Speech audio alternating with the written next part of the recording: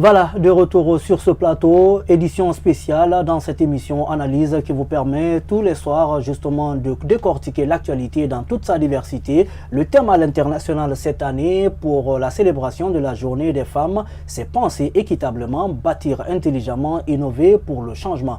Voilà, je suis avec Dianka Cissé, journaliste, disons présentatrice aussi à Star 21 TV. Elle est avec nous depuis la première partie de cette émission. Nous allons partir avec un autre reportage signé Alpha Bakar 5. Juste après, nous revenons pour justement continuer le débat avec vous. À l'image de d'autres pays, la Guinée célèbre chaque année la journée de la femme le 8 mars. Cette journée dédiée à la jeune féminine est une journée de motivation, mais aussi de réveil de conscience pour la couche féminine.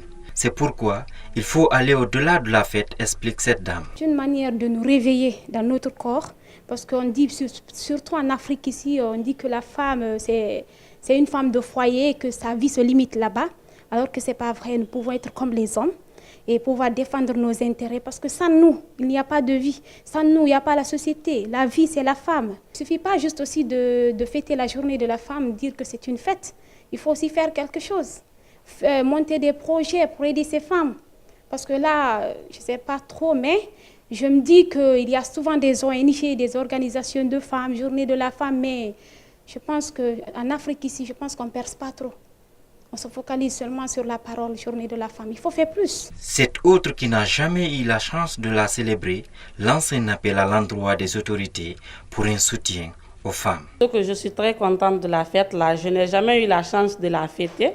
Mais bon, pour la journée de demain, mon DG envisage de nous offrir les cadeaux.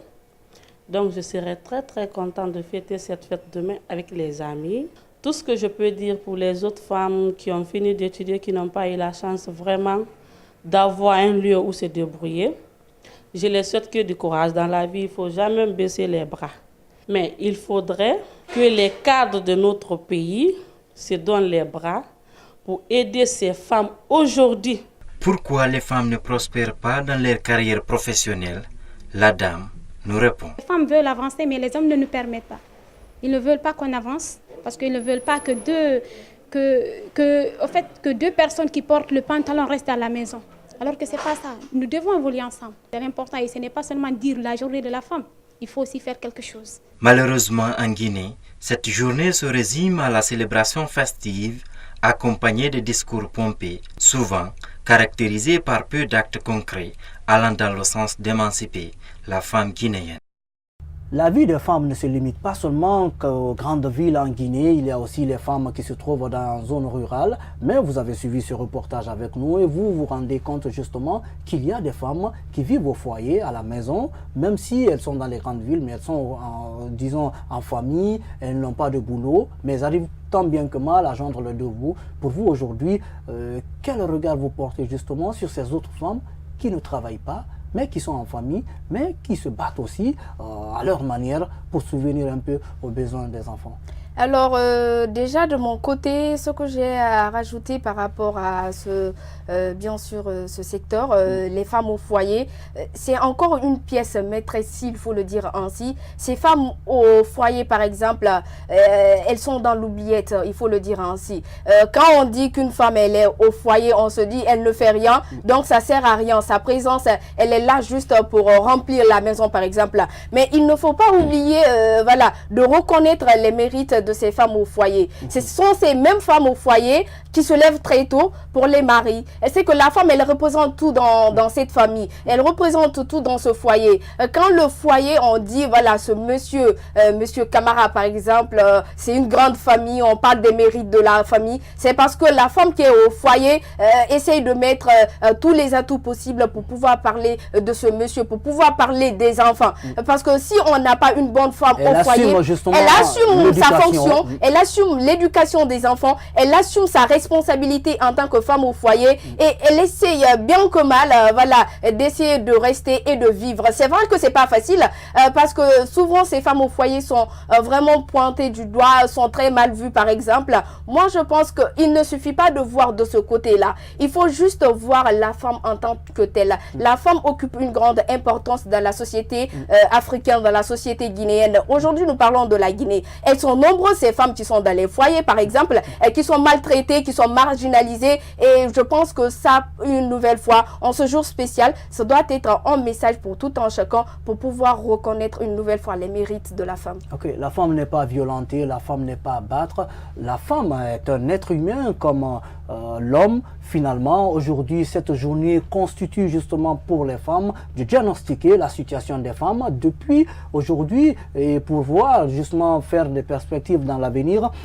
Quand nous parlons toujours des femmes, pour vous, aujourd'hui, vous avez parlé des femmes au foyer, mais il faut aussi se rabattre un peu de ce côté. Il y a d'autres femmes qui ne vivent pas dans les grandes villes, qui sont dans les champs tous les jours, qui quand même participent au développement non seulement de leur famille, mais aussi de leur communauté. Aujourd'hui, quel est le regard que vous portez justement sur ces femmes?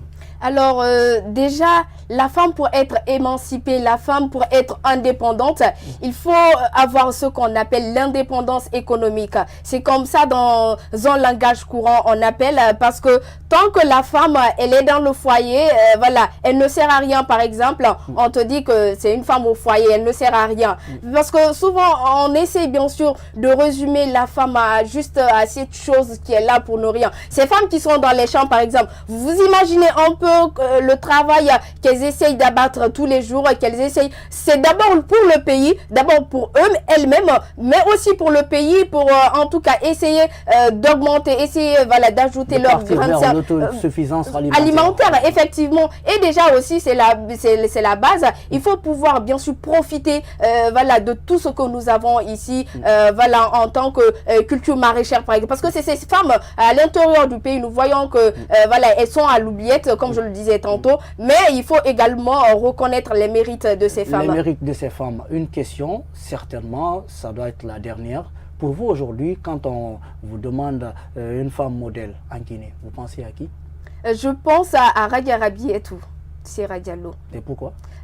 Parce que cette dame, elle m'a vraiment inspirée. Elle me donne envie, bien sûr, voilà, d'aller très loin. Elle me donne envie, bien sûr, de voir la vie autrement, de voir le monde autrement. Et c'est des personnes qu'il faut avoir dans le viseur pour pouvoir être quelqu'un de demain. Tout en chacun, on essaie de ressembler à une personne. Pourquoi ne pas dépasser la personne? Donc, une nouvelle fois, je pense que c'est un très grand pas déjà pour toutes les femmes de la Guinée et que j'espère que, voilà, nous allons continuer sur cette politique, nous allons continuer sur cette lancée pour enfin voir également un changement réel, mais aussi un résultat vraiment appréciable. Merci Dianka Cissé d'être passé dans cette émission. C'est moi qui vous remercie. Allez, on se retrouve très prochainement. Très bonne fête à vous. Merci et je profite de cette occasion. Souhaiter une très bonne fête à toutes les femmes du monde entier, mais celle de la Guinée bien évidemment. Merci beaucoup et ça a été un réel plaisir pour moi. Tout de suite, elle sera avec nous, Kadiatou Kaba, journaliste, animatrice, aussi présentatrice à Star 21 TV. Mesdames et messieurs, nous partons avec la transition. Juste après, on change d'invité.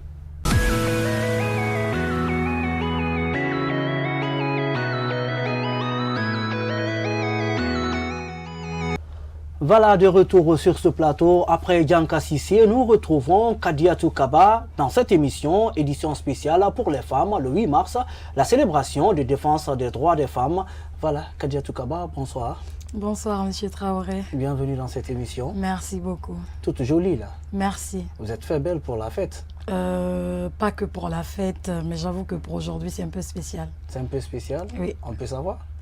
Oui, bien sûr, parce qu'aujourd'hui, c'est la journée internationale du droit de la femme. Donc, la femme, elle doit paraître plus responsable. Et aujourd'hui, je suis habillée en pagne africain. Il faut valoriser le textile guinéen, autant pour moi, le textile africain. Comme l'a exigé le chef de l'État lors de la célébration. Aujourd'hui, dans la journée, on a entendu, il prend en mesure désormais quiconque falsifie les textiles, en tout cas made in Guinée, qu'il risque vraiment de poursuivre la personne. Finalement, aujourd'hui, on parle de la célébration des femmes. Pour vous, qu'est-ce qui vous vient à l'esprit automatiquement le 8 mars? Honnêtement, si moi j'entends parler du 8 mars, qui n'est autre que la Journée internationale des droits de la femme, Je pense effectivement aux droits de la femme parce qu'aujourd'hui, j'ai constaté par exemple que toutes les fois qu'on parle de 8 mars, toutes les personnes, surtout toutes les femmes se précipitent pour aller vers le palais du peuple et tout. Il est très bien de faire la fête, il est très bien de célébrer la femme, mais je pense que c'est un jour aussi où les femmes doivent se réunir, doivent se rencontrer, discuter de ce qui ne va pas justement, de ce dont elles subissent parce qu'aujourd'hui, les femmes sont par exemple victimes de mariages précoces, de mariages forcés, elles sont aussi victimes de l'excision et tout, elles sont victimes de beaucoup de maux dans cette société. Donc je pense qu'au-delà de la fête, il faut vraiment penser à remettre les choses dans les normes. Au lieu de passer toute une journée au palais du peuple en train de célébrer la fête, c'est bien parce que c'est ça aussi quand on parle de la journée internationale de la femme, c'est bien que les femmes se retrouvent et tout pour parler de tout et de rien, mais après il faut qu'elles tirent quelque chose de concret de cette journée. Je pense que c'est... Oui, cette année on parle d'autonomisation des femmes en lien avec le développement durable et cette journée a été une occasion justement pour le chef de l'État de lancer les activités des centres d'autonomisation des femmes.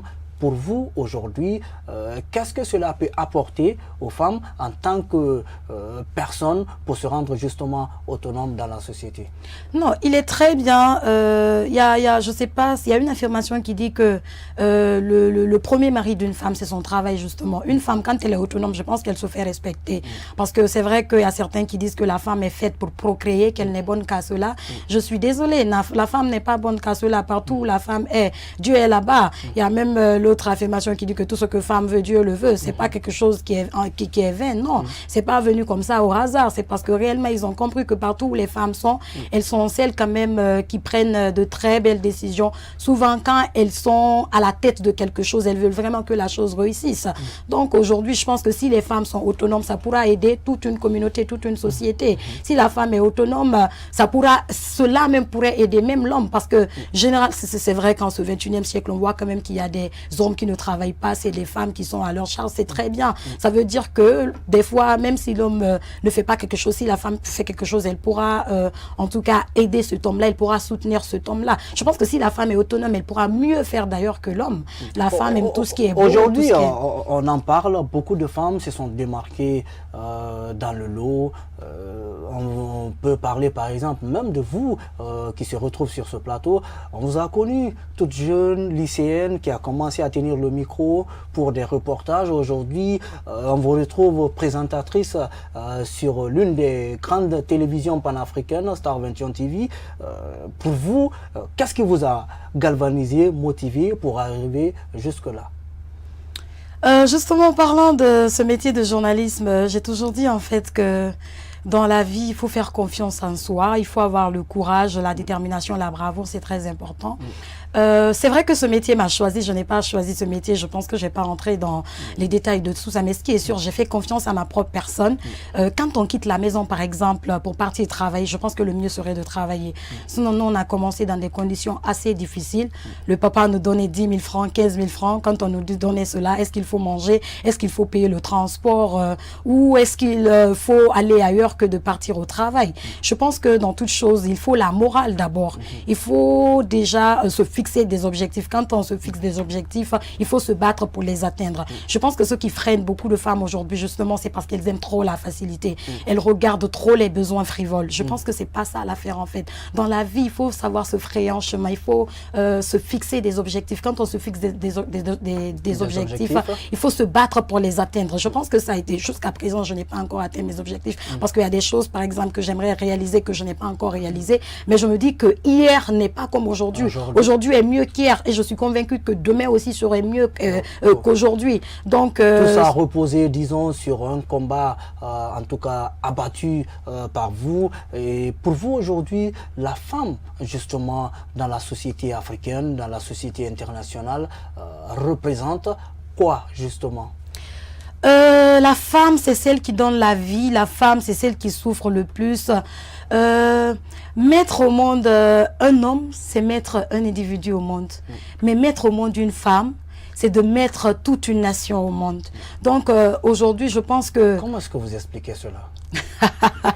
Comment j'explique cela? Quand on met un individu au monde, c'est pas l'homme qui donne la vie, c'est la femme qui donne la vie. Quand on met au monde une femme, elle fait plein d'autres enfants. Parmi ces enfants, il peut y avoir plein d'autres hommes et de femmes. Donc, quand il y a des femmes, au fur et à mesure, elles continuent à donner la vie. Elles sont celles qui donnent la vie. Donc, moi, je pense qu'aujourd'hui, les femmes ne sont pas du tout à marginaliser. Elles ne sont pas à stigmatiser. Elles sont à associer, elles sont à approcher. Parce que je vous garantis ceci, la femme, si elle s'engage pour quelque chose, elle se bat vraiment pour que la chose réussisse. Alors, pour vous, qu'est-ce qui représente la formation ou le métier dans la vie d'une femme? Pour moi, c'est inéluctable, honnêtement. Moi, je pense que toute chose, il faut se former. Il faut se former, il faut accepter de se former, c'est très important. Parce que tout part de la formation pour pouvoir être consultant, pour pouvoir prendre des décisions, pour connaître réellement ce qu'il faut faire, ce qu'il ne faut pas faire. Je pense qu'il faut accepter de se former pour pouvoir assister à ces grands débats politiques, à ces débats économiques, à ces débats sociaux. Je pense qu'il faut se former. C'est important. Nous partons déjà en pause dans cette émission, histoire de revenir dans la dernière partie. Mesdames et messieurs, vous êtes toujours dans votre émission Analyse, édition spéciale à l'honneur des femmes sur la télé du XXIe siècle.